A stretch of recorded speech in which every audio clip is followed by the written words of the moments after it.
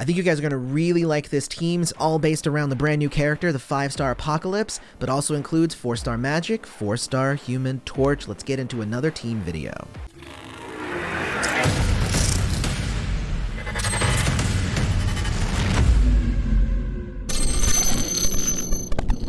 Welcome back to MPQ Mastery, where we teach you to destroy more gems. Today I have another team for you. It is actually based on one of the brand new characters that just came out called Apocalypse. Ha ha ha. I was actually very excited when this character came out because we've been all talking about like we need more of these villain characters, especially since so many of the supports like work only with villains. But anyway, I was immediately asked, hey, we need some teams for Apocalypse, and I brought him into like a lot of fights. I really tried hard to find a good team to go with Apocalypse, and a lot of them failed miserably because his abilities don't necessarily mesh with everybody. But I eventually did, after actually asking a few of my close friends who have been playing the game and actually also were able to get Apocalypse kind of early. They were able to give me a few tips, a couple of characters that work really, really well together, and I want to share that with you. That's going to be the new 5-star Apocalypse with the 4-star Magik and the 4-star Human Torch. This team revolves a lot around fortifying repeater tiles, so I think this is kind of one of those unique teams that like not every team does stuff like this. So let's go ahead and get into what each of the characters does in this team. First one is Apocalypse, obviously. He is black, red, and yellow, and he is kind of the, by design, cornerstone of this team. So let's go ahead and get into this. His black power forged in fire. What he does with that is he destroys up to 4 projectiles, friendly projectiles that are on the board, and deals a lot of damage to random enemies based on that. Even on level 1 of that, it's dealing just under 3,000 per projectile. And by raising it, you're going to end up getting to like 3,500, so it doesn't deal as much damage when you raise it. But if there are no projectiles on the board, it heals the lowest HP ally and throws some projectiles on the board, and that secondary effect is the one that really raises when you raise its level. Survival of the Fittest is Apocalypse's red power, and that one's pretty easy. That one is literally, it hits 3 or 4 times if you're at level 5. It deals some damage. Not too much. It's at level 1, it's just under 1,000. And even at level 5, it's not that the amount of damage with each hit, but it's the number of hits. So it hits 3 times, and at level 5, it hits 4 times. And what it does is it hits the lowest HP enemy. So it's going to end up hitting the weakest person, which I really dig with this character design. And then the last power is kind of the one that kind of makes it work, and it's a yellow active power. And what he does is he puts some repeater tiles on the board that when those go off, they put more projectiles on the board. And that allows you then to use the black power, and it hurts people, and it's great. And it actually has 2 kind of secondary abilities here. The first one is while one of these repeaters is on the board, damage from friendly powers is increased, which is, whoa, so that's really awesome. So you want to wait to use your black and your red from him when you have this yellow activated. But also, the passive ability is if one of your active allies is a mutant, then he is immune to stun, which I really, really dig. I think we need more characters that maybe can't be stunned. He's only the second one. I'm pretty sure it's him and Silver Surfer now.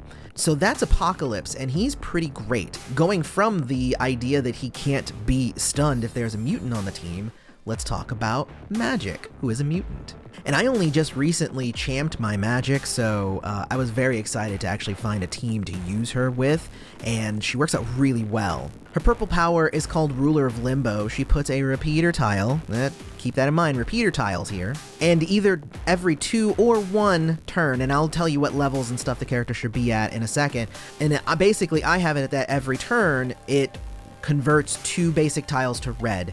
This is great for fueling Apocalypse's red power.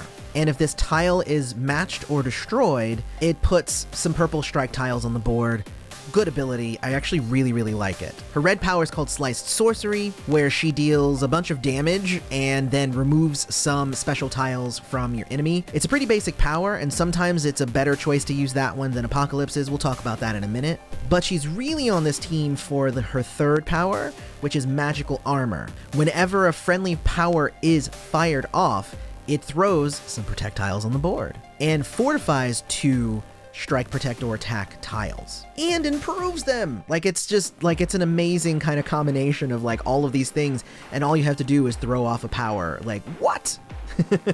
And last but not least, also a character I only just recently championed, I was working really hard to get him champed, mostly for this video, is Jim Hammond, Human Torch. It's the 4-star one.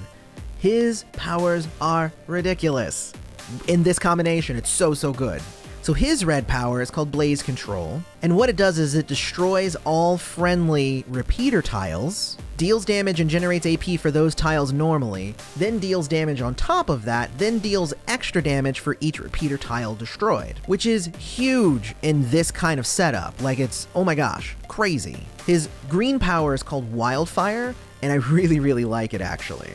It puts a 1-turn green repeater tile on the board that at the beginning of every turn it deals a little bit of damage to a random enemy. But if there is one of these on the board at the beginning of a turn, it creates another, and then another, and another, and another, and another, to a maximum of 5, obviously. But this one is really cool because this is throwing more repeater tiles on the board, again, kind of making this whole repeater tile thing work. Then we get to the last power, which is his yellow power. It's passive, and it's really good and works amazingly with all of this craziness. Whenever an ally fires off a power, he's going to fortify 3 repeater tiles and create a strike tile. So you're seeing a lot of synergy here with these characters. There's a whole lot going on. Every time you use a power, there's a bunch of stuff all happening, and I really like it. It gets kind of ridiculous sometimes, but I really love how these characters work together.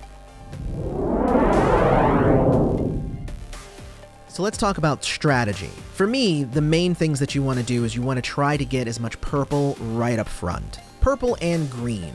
Now, mostly you want to do green. You only need 6 in order to make Human Torch's Wildfire start going. So as soon as you get 1 power thrown off, then immediately there's that. It's going to get fortified. There's going to be additional projectiles thrown on. Like, every time you fire off a power, stuff is going to happen, and it's awesome. So you want to start firing off powers insanely quickly, like it's a thing.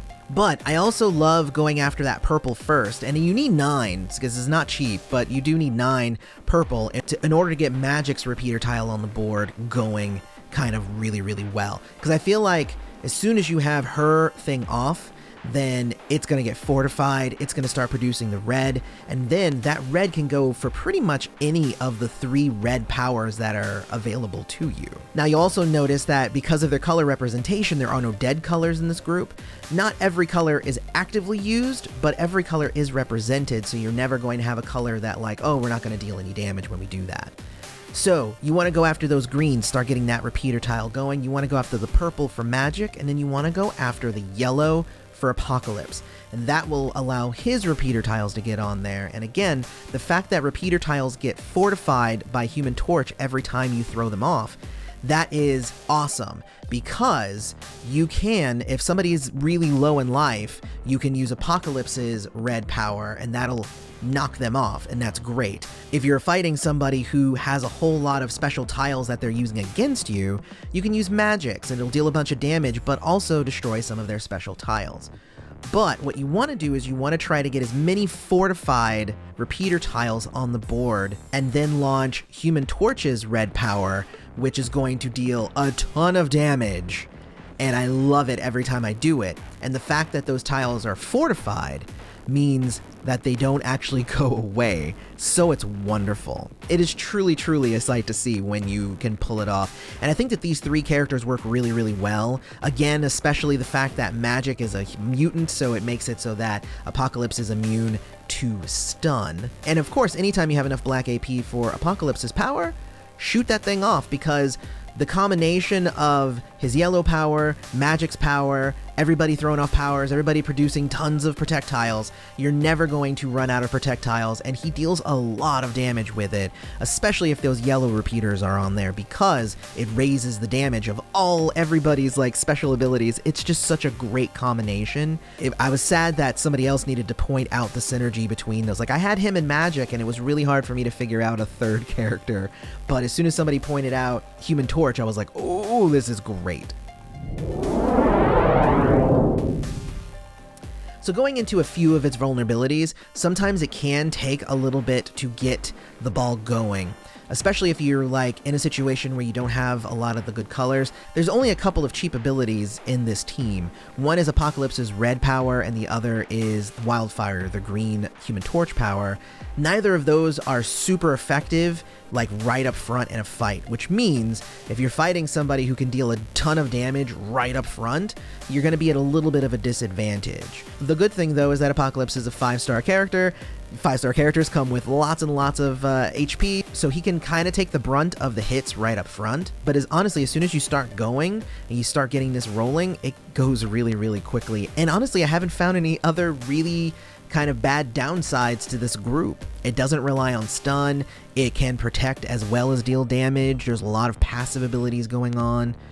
It's just a lot of fun to play this group, so I want you guys to go out and try Apocalypse, Magik, and Human Torch, if you do have those characters, obviously, and tell me how they work for you, because for me, I've been enjoying it a whole lot.